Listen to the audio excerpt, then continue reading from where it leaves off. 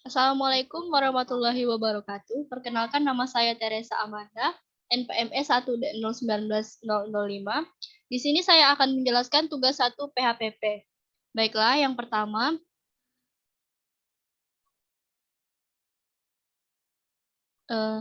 jelaskan grafik berikut. Grafik berikut merupakan grafik dari pasar monopoli, oligopoli, serta monopolistik. Grafik ini merupakan grafik derajat diskriminasi harga yang pertama.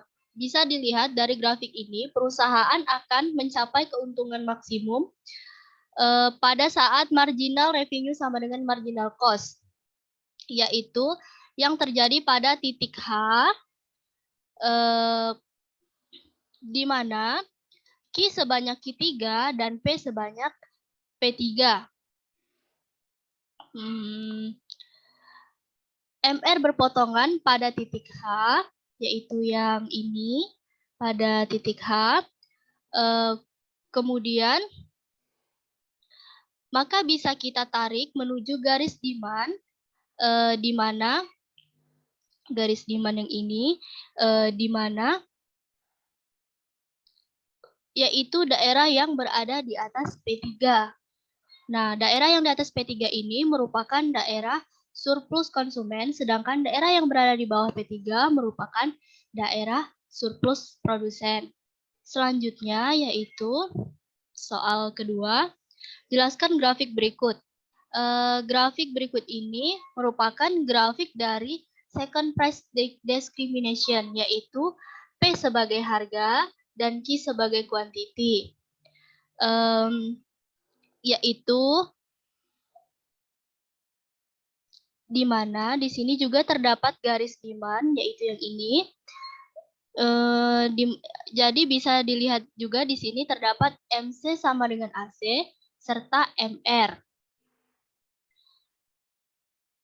atau marginal revenue yang menuju ke kanan, yaitu yang ini menuju ke kanan. Kemudian artinya maka harga akan semakin turun, semakin ke kanan, yaitu harga akan semakin turun. Yang ketiga, jelaskan grafik berikut. Nah, untuk grafik yang ketiga ini merupakan grafik diskriminasi derajat harga yang ketiga. Di sini bisa dilihat ada titik P atau harga serta Q sama dengan kuantiti. Di sini juga terdapat Q1, Q2, dan Q total. Q total di sini merupakan penjumlahan dari Q1 ditambah Q2. Untuk MR pada Q1 yaitu MR1 serta garis demand-nya pada titik B merupakan harga Q1 dan P1. Untuk Q2, MR-nya P2, MR-nya P2, MR P2,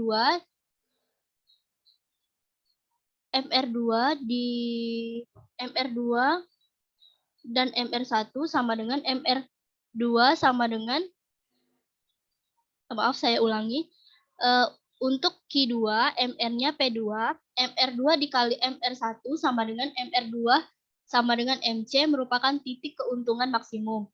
Ini merupakan titik keuntungan maksimum pada perusahaan tersebut. Selanjutnya, soal nomor 4, jelaskan grafik berikut. Grafik 4 di sini terdapat pasar 1, 2, dan 3, dan pasar total. Pasar total sendiri merupakan penjumlahan dari pasar 1 dan pasar 2. Bisa kita lihat ada MR1, MR2, maka MR total merupakan penjumlahan dari MR1 ditambah MR2. Dapat dilihat ada garis demand 1 dan 2. Maka demand total merupakan penjumlahan dari demand 1 dan demand 2. Bisa dilihat bahwa P1 lebih tinggi dari P total. Maka untuk pasar 1 pada harga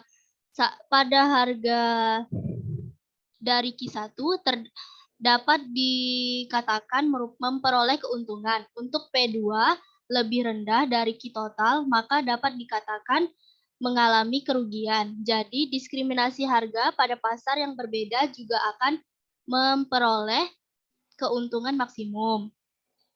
Kemudian ada soal nomor 5. Kondisi TPD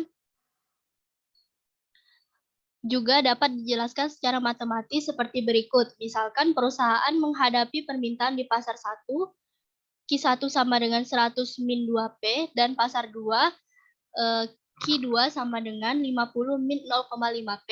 Maka TC sama dengan 10 Q ditambah 0,1 Q2, maka MC sama dengan 10 ditambah 0,2 Q.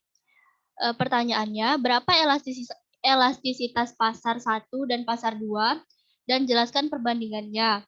Yang kedua, hitunglah total revenue, total cost, dan laba total. Yang ketiga, apakah strategi diskriminasi harga tersebut berhasil? Jelaskan secara matematis. Jawab.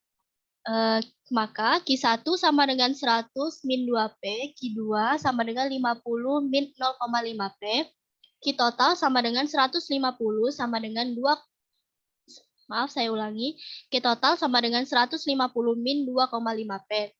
Inverse demand function, P sama dengan 50 min 0,5 Q1, maka TR1 sama dengan 50 Q1 min 0,5 Q2. P sama dengan 100 sama dengan 2 Q2, maka TR2 sama dengan 100 Q2 min 2 Q2 pangkat 2. Maka jumlahnya sama dengan P sama dengan 60 min 0,4 Q total.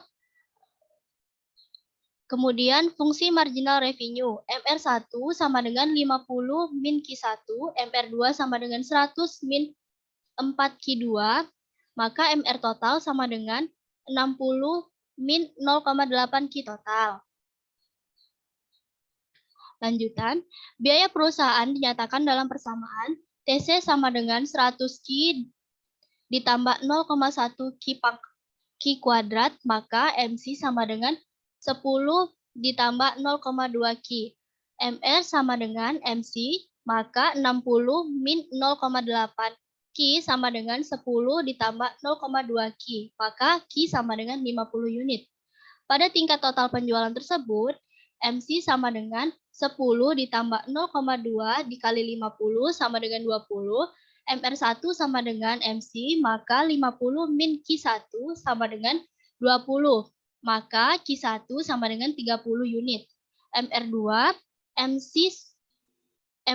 sama dengan MC, maka 100 min 4 Q2 sama dengan 20, maka Q2 sama dengan 20 unit. Penentuan harga di setiap pasar adalah 30 sama dengan 100 min 2P, maka P1 sama dengan 30 ditambah 30 dan 35, dan 20 sama dengan 50 min 0,5P, maka P2 sama dengan 60. Kemudian, elastisitas harga di pasar 1 dengan P1 sama dengan 35 adalah E1 sama dengan persen delta Q1 per persen delta P1 sama dengan P1 per Q1 dikali delta Q1 per delta P1, atau E1 sama dengan 35 per 30 dikali min 2 sama dengan min 2,33. Sedangkan di pasar 2 dengan P2 sama dengan 60 adalah E1 sama dengan persen delta Q2 per persen delta P2 sama dengan P2 per Q2 dikali delta Q2 per delta P2, atau E2 sama dengan 60 per 20 dikali min 0,5 sama dengan min 1,5. Kemudian selanjutnya total revenue TR1 sama dengan 50 Q1 min 0,5 Q1 pangkat 2 sama dengan 50 dikali 30 ditambah 0,5 dikali 30 pangkat 2 sama dengan 1950 satuan uang. TR2 sama dengan 100 Q2 min 2 Q2 pangkat 2 sama dengan 100 dikali 20 ditambah 2 dikali 20 pangkat 2 sama dengan 2.800 satuan uang. Sama dengan totalnya, total cost sama dengan 4.750 satuan uang. TC sama dengan 10 dikali 30 ditambah 20 ditambah 0,1 dikali 30 ditambah 20 pangkat 2 sama dengan 750 satuan uang. Laba sama dengan 4.000 satuan uang. Tanpa adanya diskriminasi harga, laba yang didapat adalah penjualan total, maka Q total sama dengan 50 unit, maka harga jual P sama dengan 60 min 0,8 Q total, maka P sama dengan 75. TR sama dengan 75 kali 50 sama dengan 3.750. LC sama dengan 10 dikali 75 ditambah 0,1 dikali 75 pangkat 2 sama dengan 13.312,5. Laba sama dengan 2.437,5. Kesimpulan, laba dengan diskriminasi harga 4.000 lebih besar laba tanpa diskriminasi harga 2.437,5. Maka strategi diskriminasi harga berhasil. Terima kasih. Wassalamualaikum warahmatullahi wabarakatuh.